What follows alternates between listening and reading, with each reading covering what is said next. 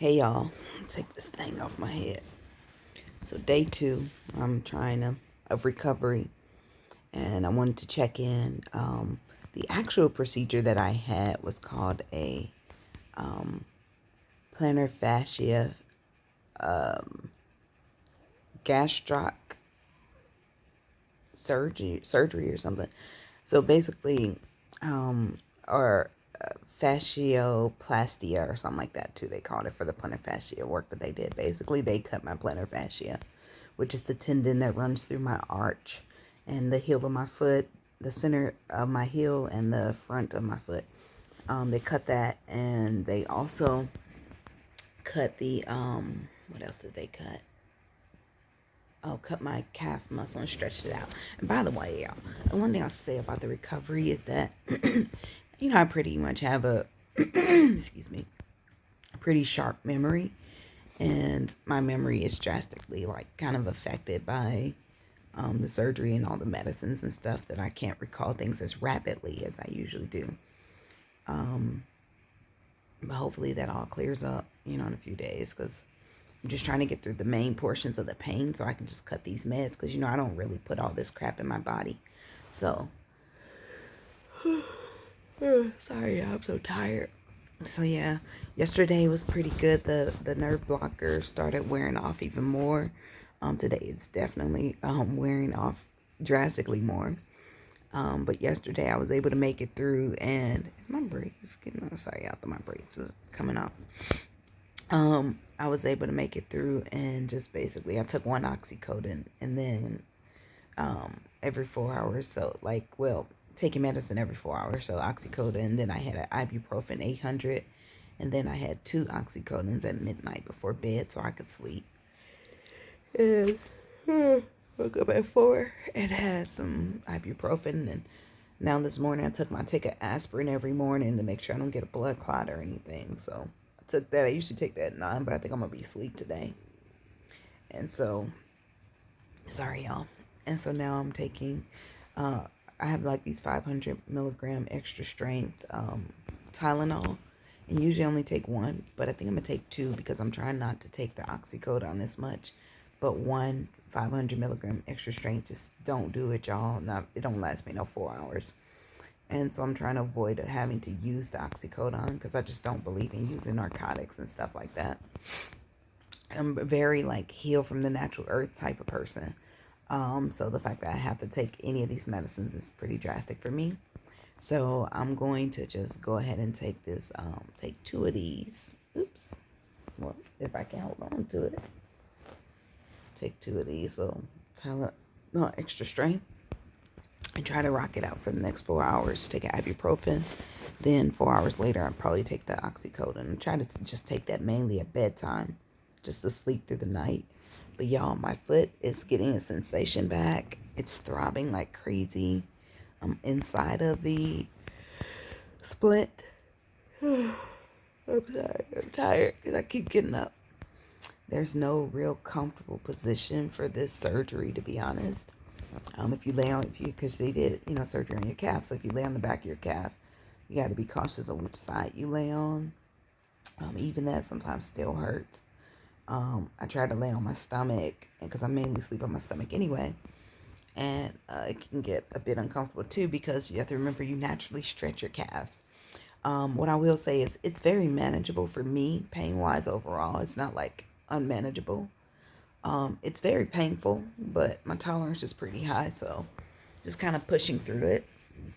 And yeah, but lots of time in this bed. What I will say though is whenever I feel even an ounce of that I have to pee, I get up and go right away, so I don't wet my pants. I hate to say that, but you cannot really hold and control your bladder strongly, because you don't have your leg for squeeze in, how as women do, we squeeze and pinch and make sure we don't pee on ourselves. It's a little more difficult. And what the other thing I learned is that if you have this surgery, do it while you're young and healthy, because I am strong as hell. My legs are so strong, y'all. And if it wasn't for the strength of my legs, boy, I'd be SOL. I've been hopping on one leg mainly when I need to, but the hop kind of hurts with the shaking the other leg. So I try to use my crutches as much as possible. I was able to stand on one leg and hold 22 pounds yesterday when I put the little scooter together so I can push and roll with that. Sorry, y'all. And the other thing I would say is just like be flexible with the help that you have. My grandmother told me this, and it just makes so much sense. Like accept the help that you have, and know that people aren't gonna always do things exactly the way that you like them done, but that's okay. My mom is here. She's extremely helpful, taking care of me, helping me with things I didn't even know I was gonna need help with, such as my showering, like stuff like that. Like getting in and out of the shower is kind of a challenge. But stuff like that, y'all. So with all that said, and I'm very fortunate that my mom is able to stay here for a month and help me out. But with all that said, the healing process continues. The body is a natural organism that will heal itself if you allow it, you take care of it, eat well, drink well, and get rest. And that's what I've been doing, is trying to eat well, drink well, and get rest. I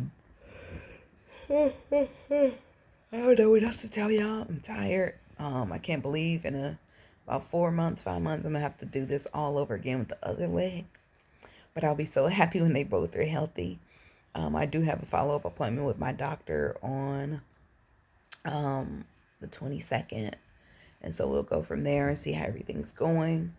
And until then, it's just the same old every day, y'all. But I'll just keep checking in just so y'all can know what this experience is like. What mental, emotionally, and all of that is like. I will say I have a peg leg crutch. Let me show y'all. Let me see if I can turn this camera around. Yeah, I know my room a mess. He's on this mess. That peg leg crutch. Like, these bigger crutches are great for the bathroom and short time things. But when you got to do something big, like go down a step or something, that peg leg crutch does the job. So I used that. I had to go down in the basement to get the tape and scissors and stuff to finish wrapping the rest of my Christmas gifts. So now I can't just lay here in bed and do absolutely nothing. So that helped me to get down the steps. And that was good. And yeah, I realized like I don't need to go up and down the steps very much. I try to limit all the movement that I'm doing, because the more you move, the more throbbing happens and the more pain. So very, very limited on all of that. All right, I think that's a good share for today. All that I can share and tell y'all. My leg feels like it's on fire a little bit, like hot, but numb at the same time and throbbing at the same time in the heel. So it's just pain. But I say, pain is just lessons leaving the body, strength that's becoming, and just the journey that we travel. So anyway, with that said, y'all, take care. Remember to be impactful. Keep positive energy around you. Sorry, y'all gonna see me a lot in my pajamas and stuff because I'm in bed. And might see me in the same one multiple days. Who knows? I'm not even gonna front. Like, yeah, that's the kind of situation it is. But anyway,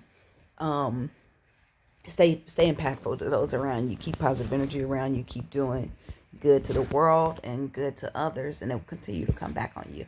And thank you so much for all those who continually reach out and check on me, continually hear from me. I truly appreciate each and every one of you.